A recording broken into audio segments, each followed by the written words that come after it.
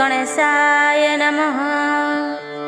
ओम नमो भगवते वासुदेवाय। भागवत महापुराण आज आरंभ होउछि दशम स्कंध। किछि समय हेउ पछे निश्चय सुनिबा को चेष्टा करंतु। गोपलीला। नारायणं नमस्कृत्यं नरं चैव नरोत्तमं देवीं सरस्वतीं व्यासं ततो जयमुदीरयेत्। मूकं करोति वाचालं पंगुं लंघयते गिरिं यत्कृपातमहं वन्दे परमानंद माधवम्। प्रथम अध्याय। पृथ्वी विकले ब्रह्मादि देवगणंकर विष्णुंक स्तव। वंदई देव लंबोदर पाशंकुश वेनिकर पृथुल जठर सुंदर गजवदन गणेश्वर अनादिनाथर नंदन अमृत पाने तो समन यज्ञ आरंभे तोर पूजा उत्तरी कंठे नागराजा श्याम सुंदर तनु वर्ण अशेष विघ्न विनाशन तोर महिमा मुखे कही के अछि नर देह बही कर सुदया गणनाथ कहिबे श्रीकृष्ण चरित नमयि प्रभु नरहरि हिरण्यकशिपु विदारी उदय रवि जिणी तेज सुंदर सोहे चतुर्भुज कुंडल शशि दिनकर नक्षत्र माळ हृदयहार ब्रह्मांड माळ माळ होई तोलम मूळे छंती रही धर्म पालक तु जगते शरीर बहु भृत्य हिते दुष्ट निवारी संथ पाळु तु नाथ परम दयाळु कर सुदया नरहरि तो लीला कही विस्तारी परम मंगल तो नाम श्रवणे खंडे विघ्नमान व्यास कुमार पाद धरी कहे परीक्ष दंडधारी भूमुनि होई वासदये मोचित रहु तोर पाए पांडव कूले मोर जन्म मोहर बंधु भगवान द्रोण कुमार बाण त्रासे मरिबी कही गले व्यासे ता शुणी जननी मोहर शरण गला चक्रधर गर्भे पड़िला शिवाण मोते रखिले भगवान तेणु कृष्णर मो शरीर किणिला सेवक मुतार तार चरित कर्णे शुणी तरी विभव तरंगिणी श्रीकृष्ण लीलार चरित मुख पंकज तोर जात कर्ण जुगले पान करी हेळे तरी विभव बारी पांडवे जाहार विश्वासु तरिले कुरु बल त्रासु ବତ୍ସା ଚରଣେ ଯେନେ ଜଳ ହେଳେ ତରିଲେ କୁରୁବଳ ଯାହାର ଚରିତ ଗହନ ଧ୍ୟାନେ ଭାବନ୍ତି ମୁନିଜନ ଭବସାଗରେ ପରମାଦ ବିଷୟା ବିଷ କୁଏ ଗଦ ଚାଣ୍ଡାଳୁ ବ୍ରହ୍ମ ଯାଏ ଲୋକ କେ ଶୁଣି ହୋଇବ ବିମୁଖ ଅଶେଷ ଜନ୍ତୁ ଦେହ ବହି ଯେ କାଳ ରୂପେ ଛନ୍ତି ରହି ମାୟା ମନୁଷ୍ୟ ରୂପେ ଜାତ ନିବେଦି କଲେ ମୃତାମୃତ ନବମ ସ୍କନ୍ଧେ ମୁହିଁ ଶୁଣି ସେ କଥା ମନେ ମନେ ଗୁଣି ବିଚାର କଲି ଭ୍ରମଚିତ ଭୋମୁନି କହିବା ମନ୍ତ ଶ୍ରୀ ଭାଗବତର ସିଦ୍ଧାନ୍ତ ଅମୃତ ରସମୟ ଗୀତ ଯାଦବ କୁଳେ ଯଦୁବଂଶେ ଜନ୍ମ ହୋଇଲେ ଦେବଂଶେ ନୀଳ ଧବଳ ରୂପ ଦୁଇ ଦେବକୀ ଗର୍ଭେ ଜାତ ହୋଇ କେମନ୍ତେ ରୋହିଣୀର ସୁତ ରାମଙ୍କୁ କହନ୍ତି ଜଗତ ବେନି ଉଦରେ ଏକ ଦେହ ଭୋମୁନି ଫେଡ଼ିବା ସନ୍ଦେହ କେବଳ ହେତୁ ଭଗବାନ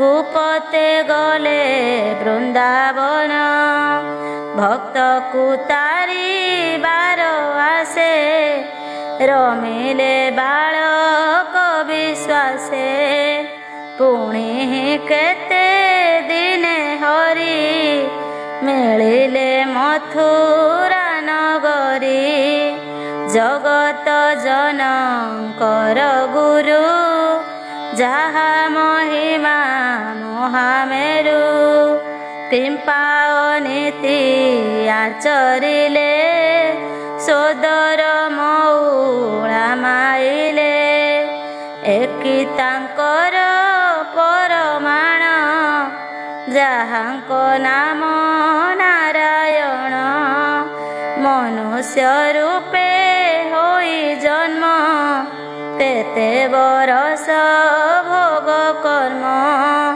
ଯାଦବ ସଙ୍ଗ ତେ ବିହରି କେତେ କଳତ୍ର ଭୋଗ କରି ଏ ଆଦି ଯେତେ କଚରିତ ଭୋମୁନି କହ ତ ସଚିତ ଦେଖ ମରଣ କାଳ ମୋର ପ୍ରତ୍ୟକ୍ଷେ ତେଜିଲି ଆହାର ହରିଚରିତ ସୁଧାବାରି ତୋର ବଦନୁ ପାନ କରି ଜଗତ ସଂହାରିଣୀ କ୍ଷୁଧା ସେ ମୋତେ ନ କରଇ ବାଧା ଶୁଣ ରାଜାର ସାଧୁ କଥା ସେହି ପଣ୍ଡିତ ସାମରଥା କୃଷ୍ଣ ଚରଣେ ଦେଇ ଚିତ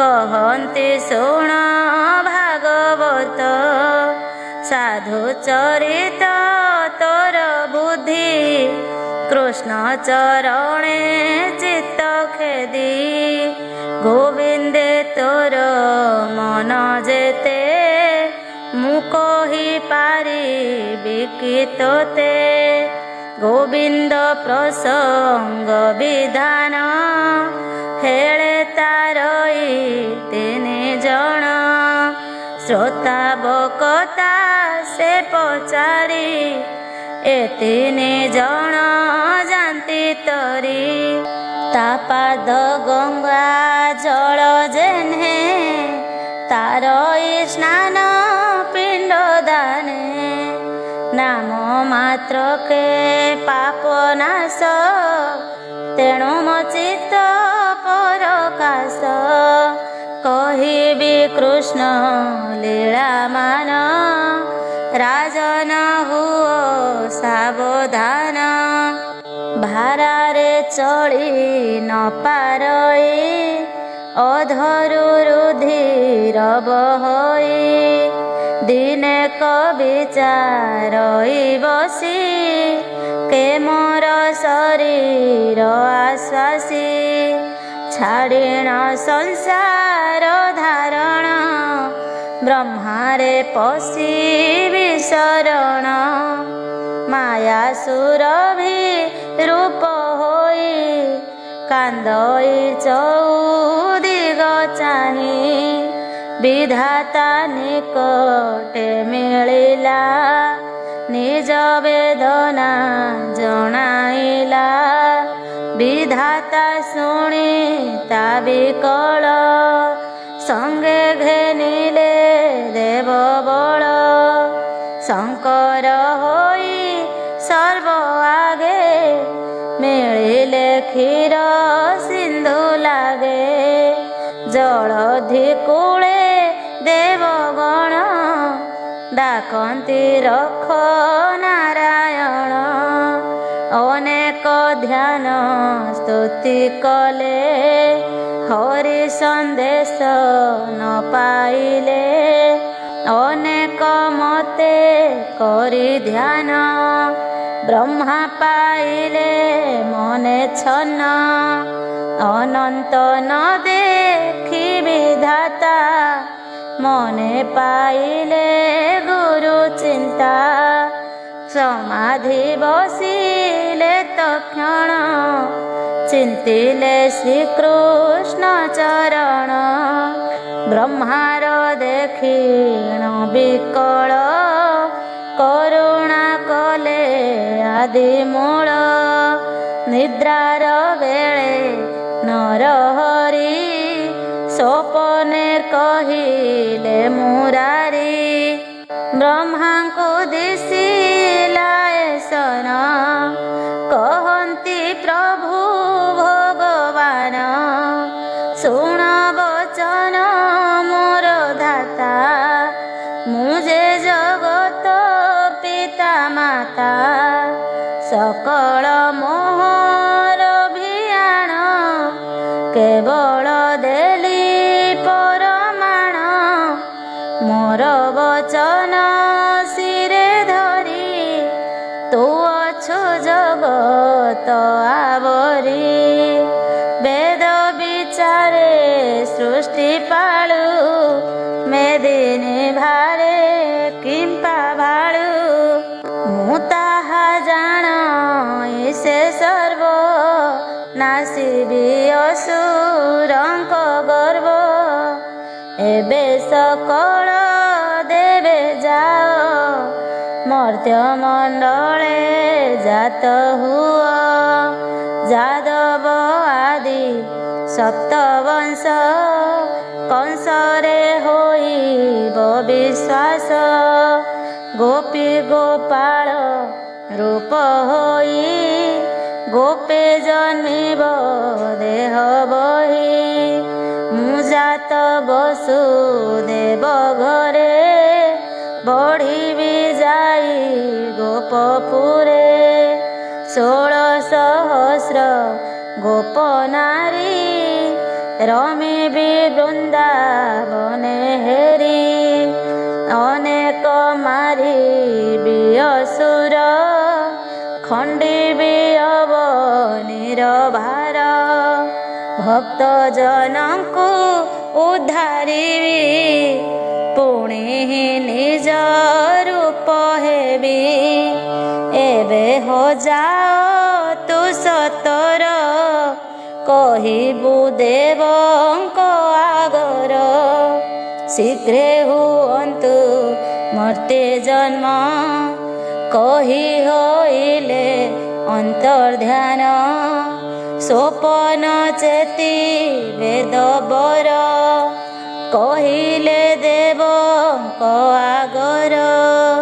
ଶୁଣି ସାନନ୍ଦ ଦେବ ଗଣେ, ନମିଲେ ଧାତାର ଚରଣେ। କହନ୍ତି ଶୁଣ ବେଦବର, ଯାହା କହିଲେ ଚକ୍ରଧର। ଅବନୀ ମଧ୍ୟେ ଦେହ ଧରି, ଗୋପେ ଯାଦବ ଅବତରୀ। ହୋଇ ଭୁଏଁ ଆମ୍ଭର ସତ୍ୟ, କି କହିଲେ ଜଗନ୍ନାଥ। ସେ କଥା କହ ପ୍ରଜାପତି, ଶୁଣି ନିର୍ମଳ ହେଉ ମତି। ବ୍ରହ୍ମା ବୋଇଲେ ଦେବେ ଶୁଣ, ଯାହା କହିଲେ ନାରାୟଣ। ଯାଦବ ବସୁଦେବ ଘରେ, ଜନ୍ମିବେ ଦେବକୀ ଉଦରେ। ହରିର କଳା ଏ ଅନନ୍ତ, ଆଗେ ହୋଇବ ଗର୍ଭଗତ। ମାୟାର ଯୋଗ ବଳେ ହରି, ଦେବକୀ ଗର୍ଭ ତାହା ହରି। ରୋହିଣୀ ଗର୍ଭେ ତାହା ଥୋଇ, ଦାସ ବତ୍ସଳ ଭାବଗ୍ରାହୀ। ଆପणे ପ୍ରଭୁ ଜଗନ୍ନାଥ, ଦେବକୀ ଗର୍ଭେ ହେବେ ଜାତ। ଦୁର୍ଗାଙ୍କୁ ଯଶୋଦାର କୋଳେ, ଜାତ କରିବେ ଯୋଗ ବଳେ। ଏମନ୍ତେ ତାରିବେ ସଂସାର, ଦାସ ବତ୍ସଳ ଦାମୋଦର। ଶୁଣିଣ ବିଧାତା ବଚନ, ଦେବେ ଆନନ୍ଦ କଲେ ମନ। ଚାହିଁଲେ ଧରଣୀ ବଦନ, କହନ୍ତି ଧନ୍ୟ ତୋ ଜୀବନ। ତୋର ଉପରେ ଚକ୍ରଧାରୀ, ମନୁଷ୍ୟ ଦେହେ ଅବତରୀ। ନାସିବେ ତୋର ଦୁଃଖ ରାଶି, ଆମ୍ଭେ ଦେଖିବୁ ବ୍ରହ୍ମରାଶି। ମହିଆଶ୍ୱାସୀ ଦେବଗଣ, ଚଳିଲେ ଯେ ଯାହା ଭୁବନ। ଏବେ ହୋ ଶୁଣ ମହିପତି, ଯେମନ୍ତେ କଲେ ଲକ୍ଷ୍ମୀପତି। ହରି ଚରଣେ ଦେଇ ଚିତ୍ତ, କହଇ ଦାସ ଜଗନ୍ନାଥ। इति श्रीमद्भागवते महापुराणे पारमहंस्यां संहितायां वैयासिक्यां दशमस्कन्धे देवक्षीरा नवगमने कृष्णप्रसन्ने नाम प्रथम अध्याय। द्वितीय अध्याय वसुदेव और देवकी विवाह। प्रथम पुत्र नाश, उग्रसेन सह बंदी। श्रीशुक उवाच नमो नृसिंह चरण, कहिबि विष्णुर पुराण। सुख कहन्ति देवराये, मर्त्ये जन्मिले देवताए। भोज वंशरे उत्तपन, प्रतापी राजा सुरसेन। पूर्वे मथुरापुरे थिला, अनेक नृपति जिणिला। तेणु कटक मधुपुरी, जहीं विजय नरहरि। से राजा गोविंदर भक्त, ताहार उग्रसेन सुत। देवक नामे तार भ्रात, ताहार देवकी दुहित। रूपे कमला नुहे सरी, से कन्या वसुदेव बरी। माया भियाण पद्मनाभ, करन्ति विभार उत्सव।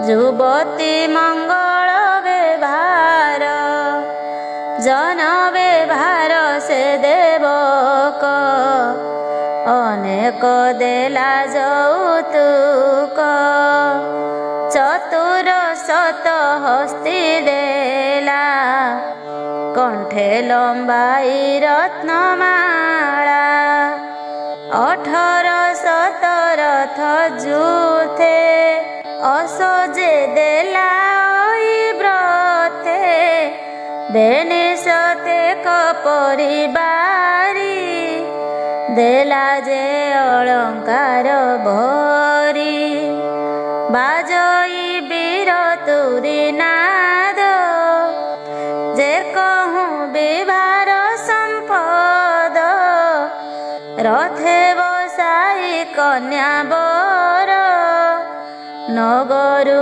ହୋଇଲେ ବାହାର କୁସୁମ ବରସନ୍ତି ଘେନି ମଙ୍ଗଳ କଲେ ବେଦ ଧ୍ୱନି ଉଗ୍ରସେନର କଂସ ସୁତ ଦେଖିଣ ହୋଇଲା ଉସତ ଯାହାକୁ ଭୟ ଦେବେ ଡରି ଚାଲନ୍ତେ କମ୍ପେ ବସୁନ୍ଧରୀ ଦିବ୍ୟ ସୁବର୍ଣ୍ଣ ରଥେ ବସି ରାଜାଏ କଂସକୁ ପ୍ରଶଂସି ଭଗିନୀ ପ୍ରିୟ ବନ୍ଧୁ ଗଣେ ରଥରେ ବସିଲା ପଣେ ଅସଦ ଉଡ଼ି ଧରି କରେ ରଥ ବାହଇ ଧୀରେ ଧୀରେ ଥୋକାଏ ଦୂର ପଥ ଗଲା ଆକାଶ ଶବଦ ଶୁଭିଲା ତା ଶୁଣି ଚାହିଁଲା ଗଗନେ ଶବଦ ଶୁଭୁଅଛି ଶୂନ୍ୟ ରେ ରେ ଅସୁର କଂସ ଶୁଣ ନ ଜାଣୁ ଆପଣା ମରଣ ଯାରଥ ବାହୁ ତୁ ସତେ ତୋତେ ମାରିବେ ତାର ସୁତେ ଅଷ୍ଟମ ଗର୍ଭେ ଅବତରି ମହି ରଖିବେ ତୋତେ ମାରି ଶୁଣି ଅନ୍ତରିକ୍ଷ ବଚନ ରଥୁ ତୁରିଲା ବହନ ନିକୋଷ କରି କର ବାଳ ଧଇଲା ଦେବକୀର ଚୂଳ ବୋଇଲା ଭଲୟା ବିଚାର କୁମାରୀ କାଳୁୟା କୁମାର ମୂଳୁ ମାଇଲେ ଜୀବ ସରି ଦେବଙ୍କ ସଙ୍ଗେ କିମ୍ପା କଳି ଅଧର ଚାପିର ସେ ଚାହେଁ କମ୍ପଇ ଦେବକୀର କାଏ କଂସକୁ ବସୁଦେବ ଚାହିଁ ଭୟ ଚିନ୍ତଇ ଭାବଗ୍ରାହୀ କଂସର ଭୁଜ କରେ ଧରି ବୋଲଇ ରଖ ଦଣ୍ଡ ଧାରି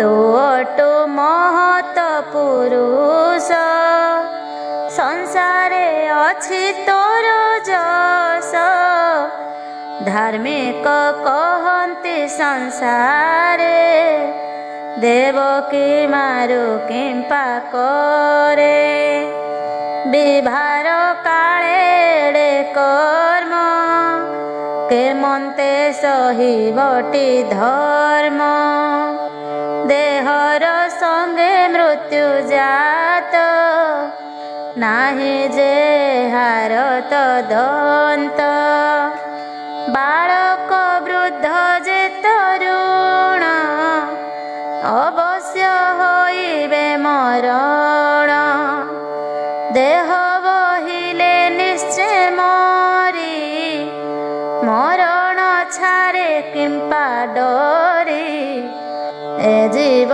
ମରଣ ନିକଟେ ବେବେ ଚିନ୍ତଇ ଅନ୍ୟ ଘଟେ।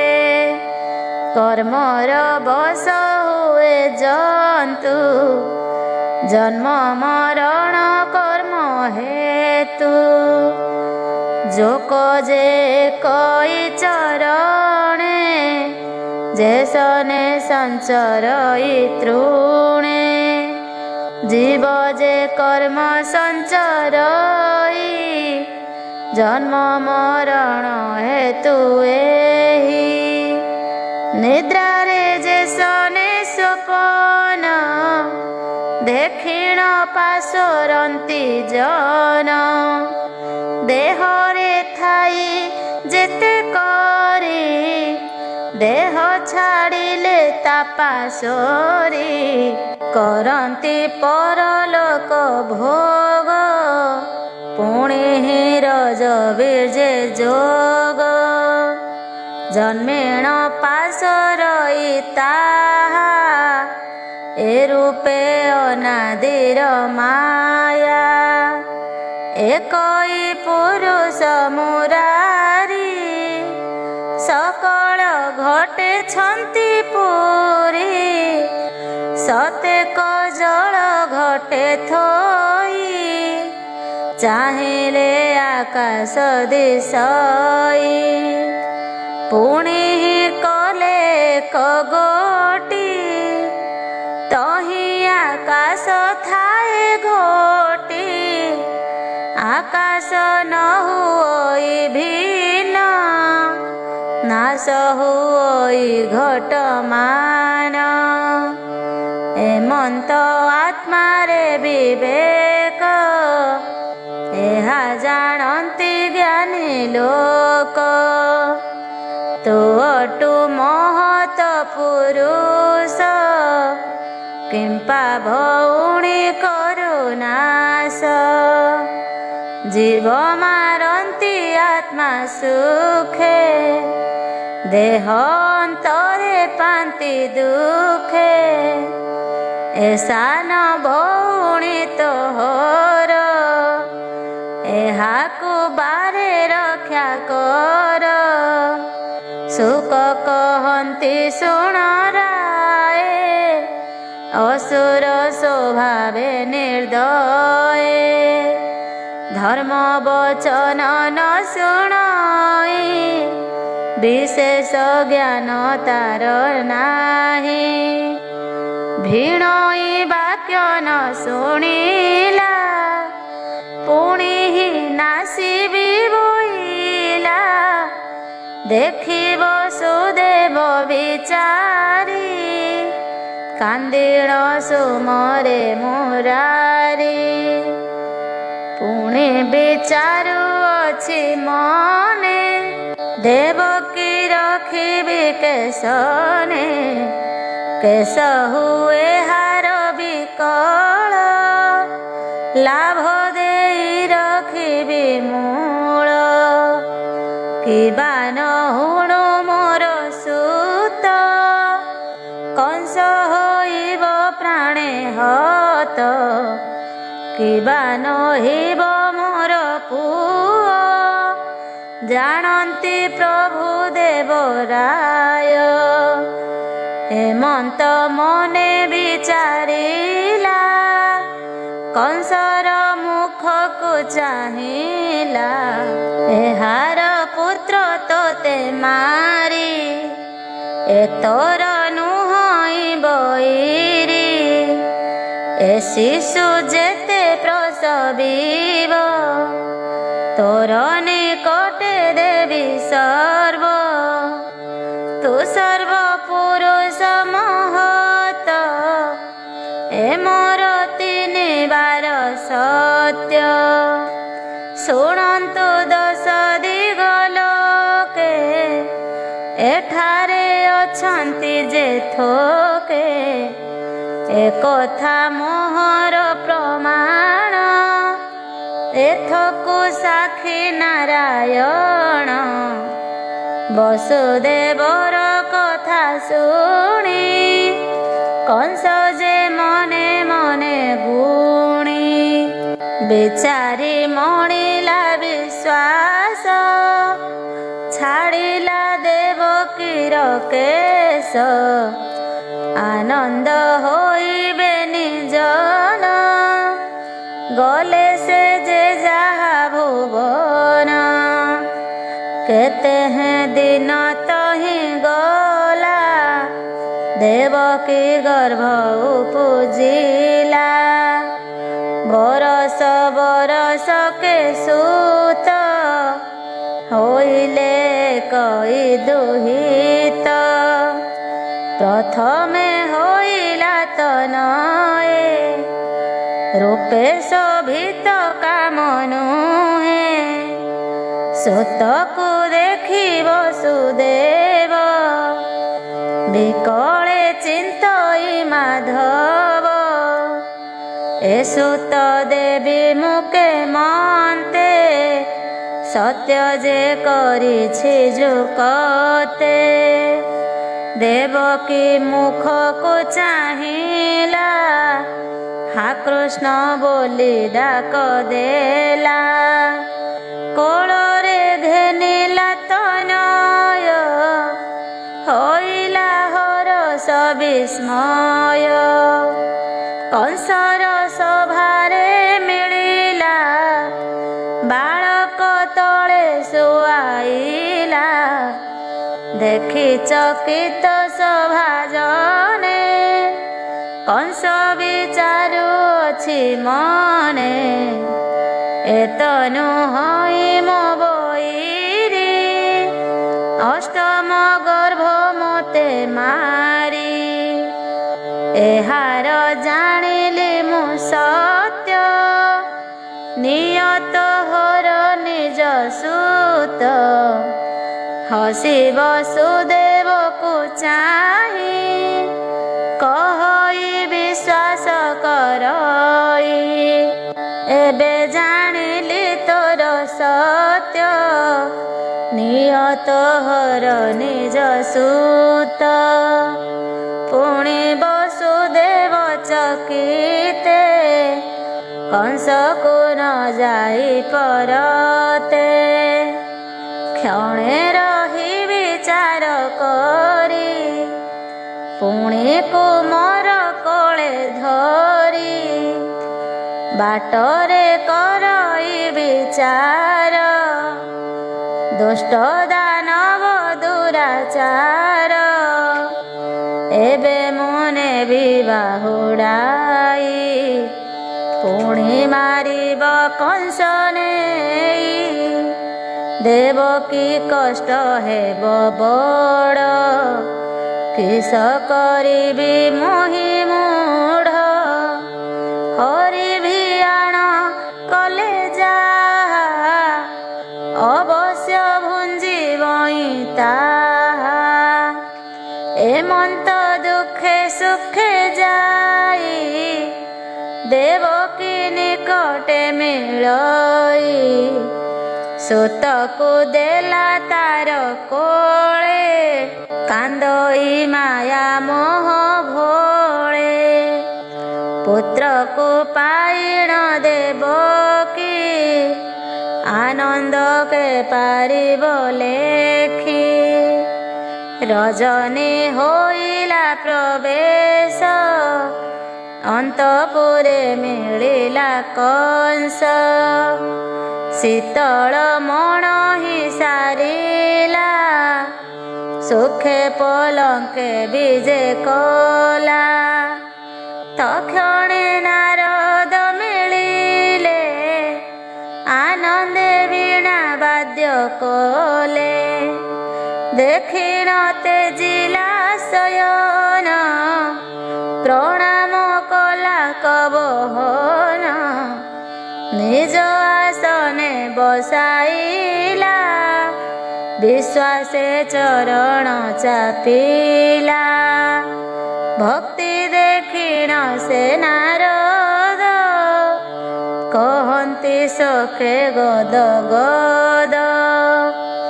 ଶୁଣ ଅସୁର ଚୂଡ଼ାମଣି, ତୋର ମରଣ ମୁହିଁ ଜାଣି।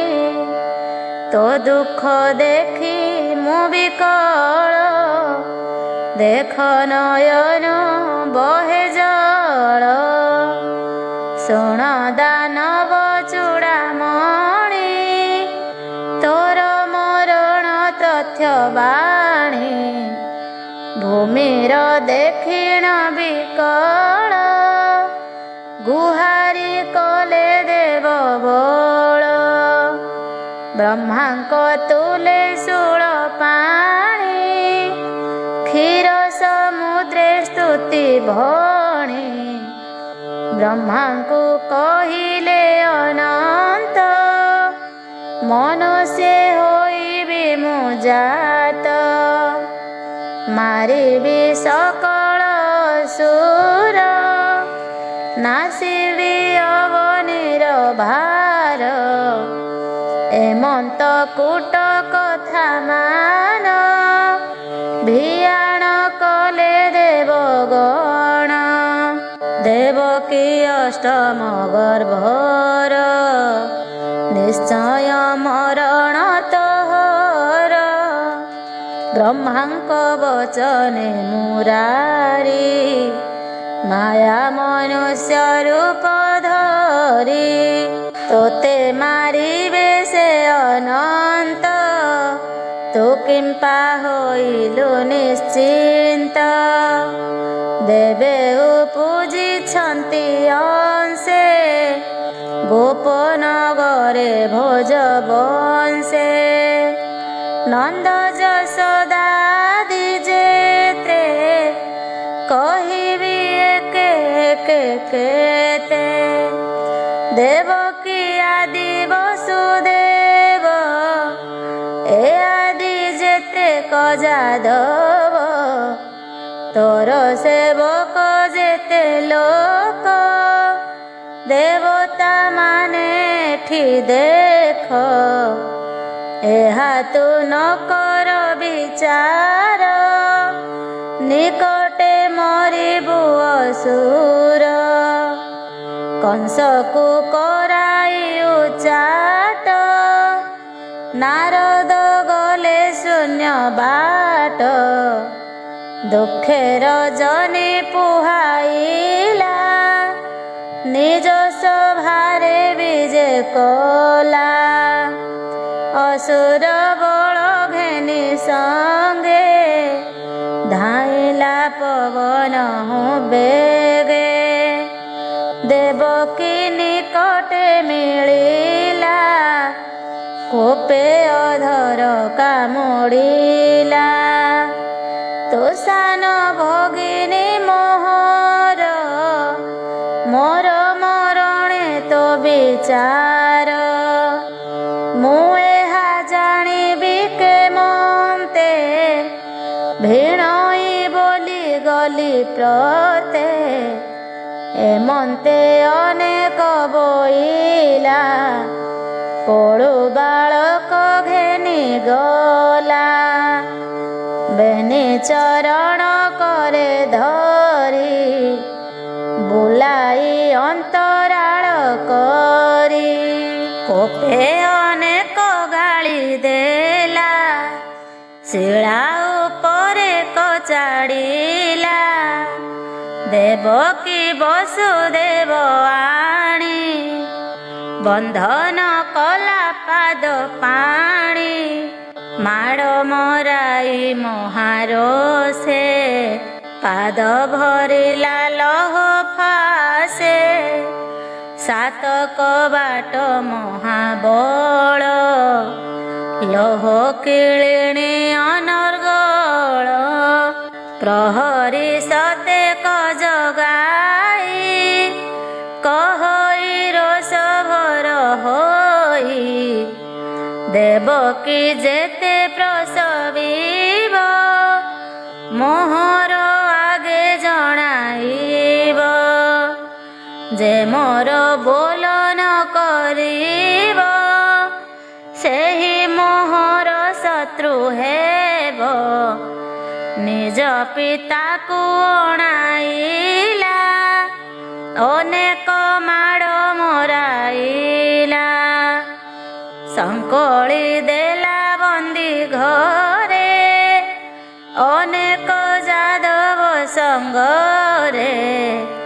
असुर स्वभावेण कंस मारई आपणार बंश कोप संहारी निज पुरे असुर पशिला भितरे कंस जाणई जोग बळे मुजात दानवर कूळे अनेक वीर मते मारी मोक्ष न देले नर हरि एबे मारिबे जेबे हस्ते सौभाग्य के करिब अन्ते एमंत मने विचारिला जदुंक संगे वाद कला शुण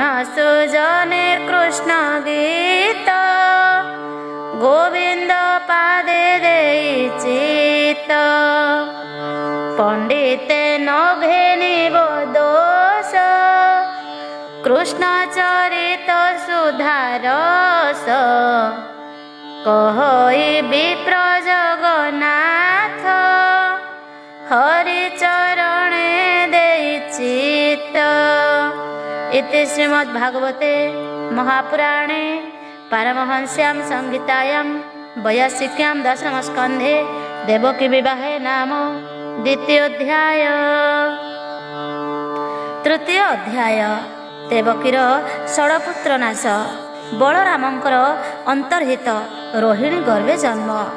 श्री शुक उवाच शुक कहन्ति शुण राय असुर कला महाभय दूत पेशिला चारि दिगे विश्वासी दानवंक लागे कंसर घेनी मित्रपण आसी मिलिले जण जण चाणूर तृणा वर्तवीर मुष्टिक मल्ल षण्ढासुर द्विबिन्द नाम रे असुर प्रलम्बा वचा बकासुर पूतना नाम रे राक्षसी आसी मिलिला वीरकेशी बेगे मिलिला बाणासुर सुर नारका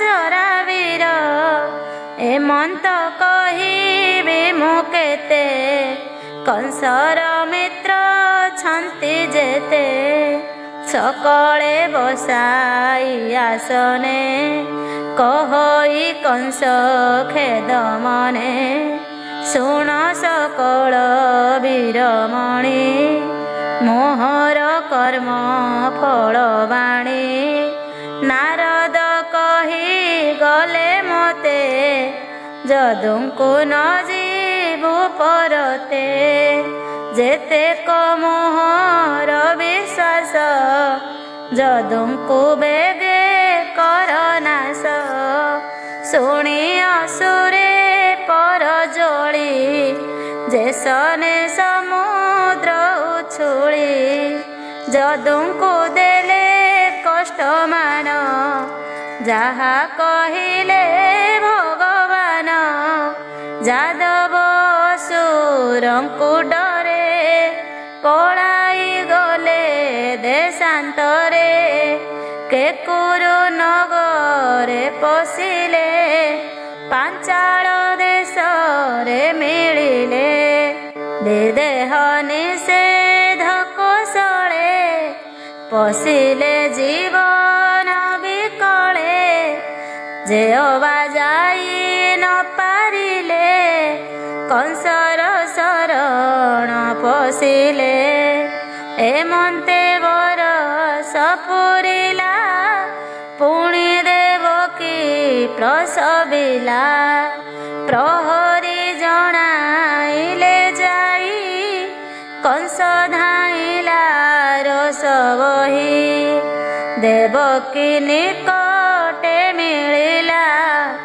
कोळु बालक घेनी गला बेनी चरण धरी ପିଟିଲା ଶିଳାର ଉପରେ ଏମନ୍ତେ ବରଷେ ବରଷ ଛପୁତ୍ର କଂସ କଲା ନାଶ କେ କହୁ ଦେବ କିର ଶୋକ ନିଶି ଦିବସେ ମହା ଦୁଃଖ ଦେଖିଣ ଦେବ କି ବିକଳ ସଦୟ ହେଲେ ଆଦି ମୂଳ ଅନନ୍ତ ରୂପ ଧରି ହରି ଦେବକୀ ଗର୍ଭେ ଅବତରି ଏ ରୂପେ ଅନନ୍ତ ପ୍ରକାଶ ଗର୍ଭ ହୋଇଲା ଅଷ୍ଟମାସ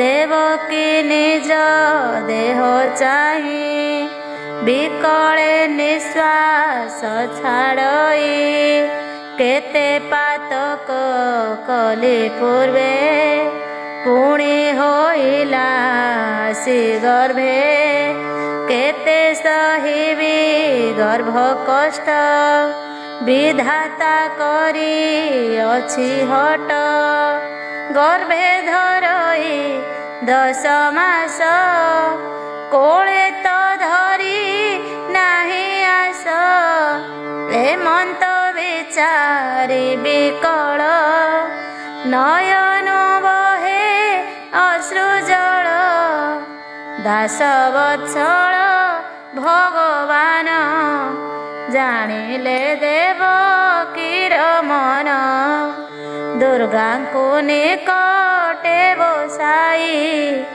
କହନ୍ତି ପ୍ରଭୁ ଭାବଗ୍ରାହୀ ଅମ୍ବିକା ଶୁଣ ମୋ ଉତ୍ତର ବହନ ଯାଅ ମର୍ତ୍ତ୍ୟପୁର ମଥୁରା କଂସ ବନ୍ଦୀ ଘରେ ମିଳିବୁ ପ୍ରଥମ ପ୍ରହରେ ବନ୍ଦୀ କରିଛି କଂସ ରାୟ ଏକ ସାଙ୍କୁଳି ବେନି ପାଏ ବସୁଦେବଙ୍କୁ ଯେତେବେଳେ ଧରି ଆଣିଲା କଂସ ବଳେ ତାହାର ପତ୍ନୀ ନନ୍ଦ ଘରେ ଯାଇ ଲୁଚିଲା କଂସ ଡରେ ରୋହିଣୀ ନାମ ବିଦ୍ୟମାନ ତାହାର ଗର୍ଭ ଅଛି ଶୂନ୍ୟ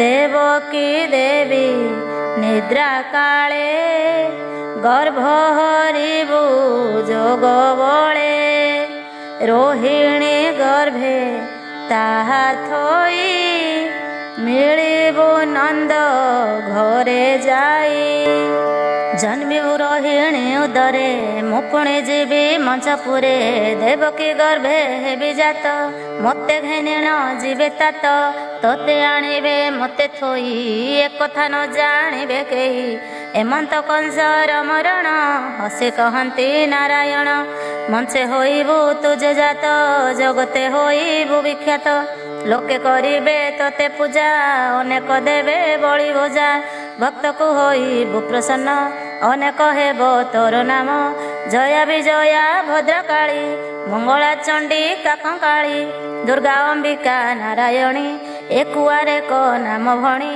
ଗ୍ରାମ ଗ୍ରାମରେ କରି ସ୍ଥାନ ପୂଜନ୍ତେ ହୋଇବୁ ପ୍ରସନ୍ନ ଅନ୍ତତା କରିବ କେତେ ଅନେକ ନାମ ତ ଜଗତେ ପୂଜା କରିବେ ସର୍ବଜନ ରାଜା ପରଜା ତପସ୍ୱୀନ ସ୍ତୁତି ପଠନ ମନ୍ତ୍ର ଧ୍ୟାନ ଷୋଡ଼ଶ ଉପଚାର ମାନ ଶୁଣ ବଚନ ଆଦି ମାତା ଫେଡ଼ ଦେବକୀ ଦୂରବସ୍ଥା ଦେବକୀ ଗର୍ଭୁ ତାଣିବୁ ରୋହିଣୀ ଗର୍ଭରେ ଥୋଇବୁ ତାହାର ନାମ ସଂକର୍ଷଣ ଲୋକରେ ହୋଇବ ବରଣ ବଳେ ନହିବେ କେହି ସମ ନାମ ହୋଇବ ବଳରାମ ଶୁଣି ଆନନ୍ଦ ମନ ହୋଇ ମଞ୍ଚେ ଚଳିଲେ ମହାମାଇ ହରିଙ୍କ ଆଜ୍ଞା ଘେନି ଶିରେ ମିଳିଲେ ମଥୁରା ନଗରେ ବସୁଦେବର ବନ୍ଦୀ ଘରେ ମିଳିଲେ ପ୍ରଥମ ପ୍ରହରେ ରାତ୍ରେ ଦେବକୀ ନିଦ୍ରା କାଳେ ଗର୍ଭ ହରିଲେ ଯୋଗ ବଳେ ଅନନ୍ତ ଘେନି ମାୟା ବେଗେ ଭରିଲେ ରୋହିଣୀର ଗର୍ଭେ ଗର୍ଭ ସଂଯୋଗ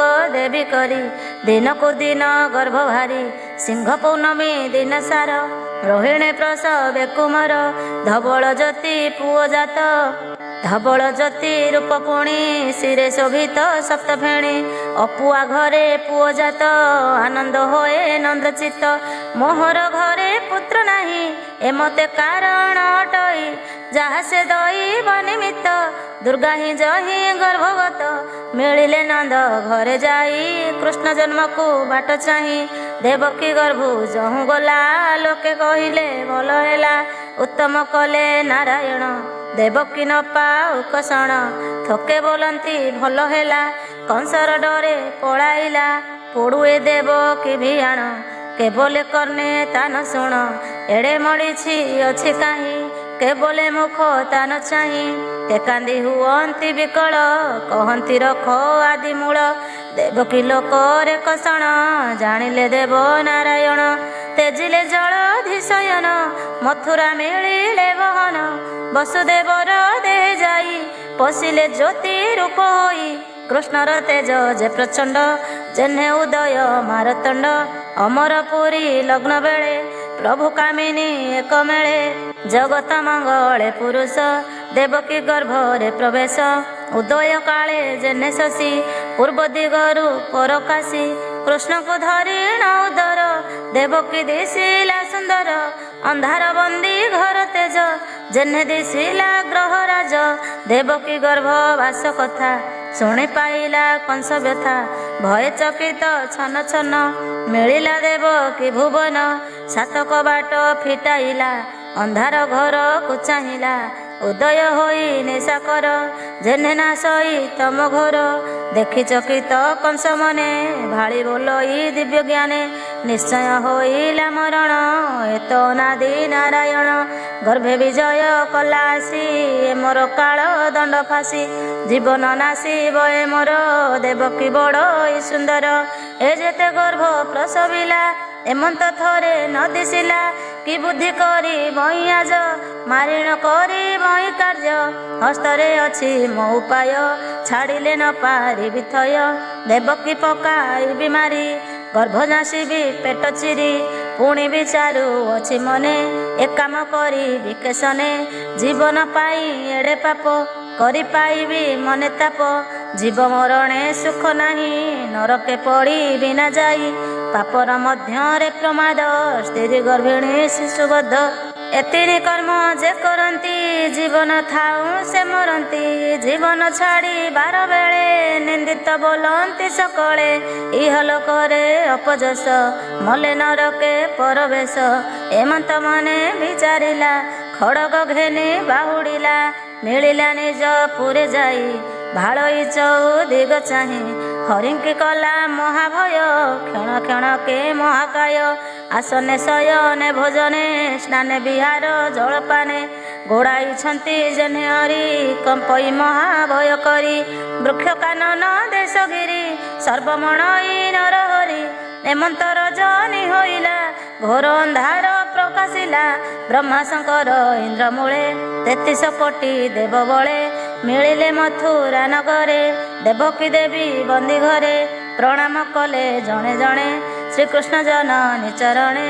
ଗର୍ଭକୁ ଚାହିଁ ଗଙ୍ଗାଧର ସ୍ତୁତି କରନ୍ତି ବେଦବର। ବାସବ ଆଦି ଦିଗପତି ଯେ ଯାହା ମତେ କଲେ ସ୍ତୁତି। ଆବରି ଅଛୁ ତିନି ସତ୍ୟ ଦେହ ବନି ପରମାର୍ଥ। ଜୟ ଗୋବିନ୍ଦ ଦାମୋଦର ସତ୍ୟ ବଚନ ସ୍ୱାମୀ ତୋର। ସତ୍ୟ ବ୍ରହ୍ମାଙ୍କୁ କଲୁ ଜାତ ସତ୍ୟ ସ୍ୱରୂପ ତୁ ଅଚ୍ୟୁତ। ସତ୍ୟ ତୁ ପାଳୁ ବସୁନ୍ଧରି ତୋର ଭିଆଣ ନରହରି। ତୋର ସଞ୍ଚିଲାର ଫଳ ଅସୁର ମାରି ସାଧୁପାଳ। ସଂସାର ମଧ୍ୟ ଦେହ ବୃକ୍ଷେ ଏବେ ତ ମିଳିଲୁ ପ୍ରତ୍ୟକ୍ଷେ। ବୃକ୍ଷର ଯେତେ ଗୁଣମାନ ଶରୀରେ ତୋର ଭିଆଣ। ଏକଇ ବୃକ୍ଷେ ବେନି ଫଳ ଚତୁର ରସ ତିନି ମୂଳ। ପଞ୍ଚଶିକଡ଼ ତଳେ ଗଣ୍ଠି ଆତ୍ମା ଏହାର ଷଡ଼ଗୋଟି। ସାତ ବକଳ ଦେହେ ଜଡ଼ି ଅଷ୍ଟମ ଡାଳେ ଛନ୍ତି ବେଢ଼ି। ଗଣ୍ଠି ସ୍ୱଭାବେ ନବନେତ୍ର ନିସ୍ତାର ନିତ୍ୟ ଦଶପତ୍ର। ଉପରେ ଛନ୍ତି ବେନି ପକ୍ଷୀ ଏମନ୍ତ ବୃକ୍ଷ ଦେହ ଲକ୍ଷୀ। ମୁନି କହନ୍ତି ରାୟ ଶୁଣ ଦେହ କହିବା ବୃକ୍ଷ ଗୁଣ।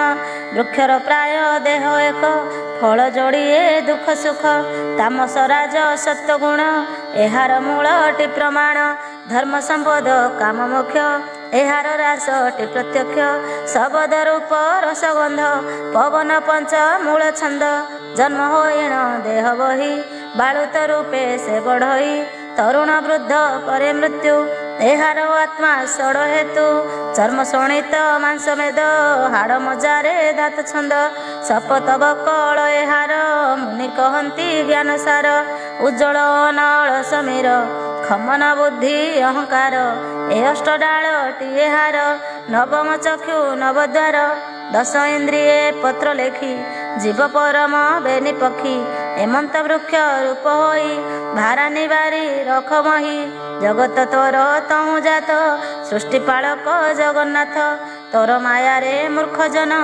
ଆତ୍ମାକୁ ଦେଖନ୍ତି ଯେ ଭିନ୍ନ ପଣ୍ଡିତ କହନ୍ତି ଯେ ଏକ ମାୟାରେ ଦିଶନ୍ତି ଅନେକ ତୋହି ସଂସାରେ ସୁଖ ଦୁଃଖ ଶରୀର ବହୁ ନାନା ରୂପ ସାଧୁଙ୍କୁ ଦିଶୁ ତୁ ନିର୍ମଳ ଖଳ ଲୋଚନେ ଯେନେ କାଳ ଯେତର ପାଦେ ପଦ୍ମନାଭ ରଖନ୍ତି ଆତ୍ମଜ୍ଞାନ ଭାବ ତୋର ନାମ ନାବ କରି ହେଳେ ତରନ୍ତି ଭବବାରୀ ଭୋନାଥ କମଳ ଲୋଚନ ମାୟାରେ ମୋହ ପ୍ରାଣୀ ମନ ଯେତର ନାମ ନ ଭଜନ୍ତି ମାୟା ପଟଳ ଆବରନ୍ତି ତୀର୍ଥ ସେବନ୍ତି ଦାନ ତପେ ତରିଲୁ ବୋଲୁ ଥାନ୍ତି ଆପେ କରନ୍ତି ସିଦ୍ଧଙ୍କ ଉପାୟ ଭେଦନ୍ତି ବ୍ରହ୍ମ ଲୋକ ଯାଏ ତୋପାଦେ ନ କରି ଆଦର ହୃଦୟ ବହନ୍ତି ଅହଙ୍କାର ତହୁଁ ପଡ଼ନ୍ତି ଦେହ ଘେନି ଜନ୍ମ ହୁଅନ୍ତି ନାନା ଯୋନି ଯେତର ତହିଁ ମିତ୍ର ପଣେ ଚିତ୍ତ ଖଟାନ୍ତି ଅନୁକ୍ଷଣେ ନିର୍ଭୟ ଭ୍ରମନ୍ତି ସଂସାରେ ନୃତ୍ୟ କରନ୍ତି ଯମଶିରେ ସତ୍ୟ ନିର୍ମଳ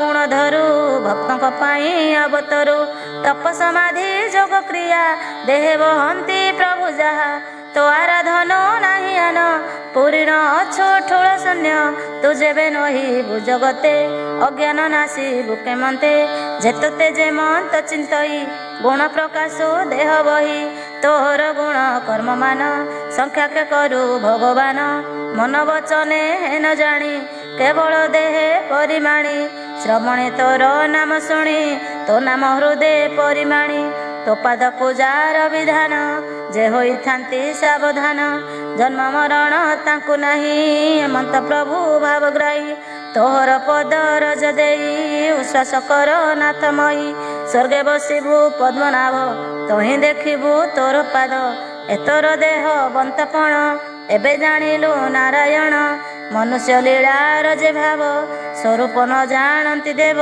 ମତ୍ସ୍ୟ କର୍ମଠ ନରସିଂହ କୁର୍ମ ବାମନ ତୋର ଅଙ୍ଗ ତୁରାଜ ଋଷିଙ୍କର ବଂଶେ ଜନ୍ମ ହେଉ ଯୋଗଂଶେ ତିନି ଭୁବନେ ଦୁଃଖ ନାଶି ଆମ୍ଭଙ୍କୁ ପାଳୁ ବ୍ରହ୍ମ ରାଶି ଅବନି ଭାରା ଏବେ ହର ଭୁନାଥ ଶରଣ ତୁମ୍ଭର ଏମନ୍ତେ ପାହିଲା ରଜନୀ ଦେବକୀ ମୁଖ ଚାହିଁ ଭଣୀ ତୋର ଉଦରେ ଜଗନ୍ନାଥ ଜଗତ ରଖିବେ ତୋ ସୁତ କଂସର ଭୟ ଛାଡ଼ି ତୁହି ଯାହାର ନାମେ ଦୁଃଖ ନାହିଁ ଅରୁଣ ତେଜ ପ୍ରକାଶିଲା ଦେବଙ୍କୁ ଉଚ୍ଚାଟ ଲାଗିଲା ବ୍ରହ୍ମା ଶଙ୍କର ଆଦି କରି ଦେବେ ଚଳିଲେ ଯେଝା ପୁରୀ ପୁରାଣ କଲି ଗୀତ ରସ କହଇ ଜଗନ୍ନାଥ ଦାସ। इति श्रीमद्भागवते महापुराणे पारमहंस्यां संहितायां वैयासिक्यां दशमस्कन्धे विष्णुगर्भस्थ कथने नाम तृतीयोऽध्याय।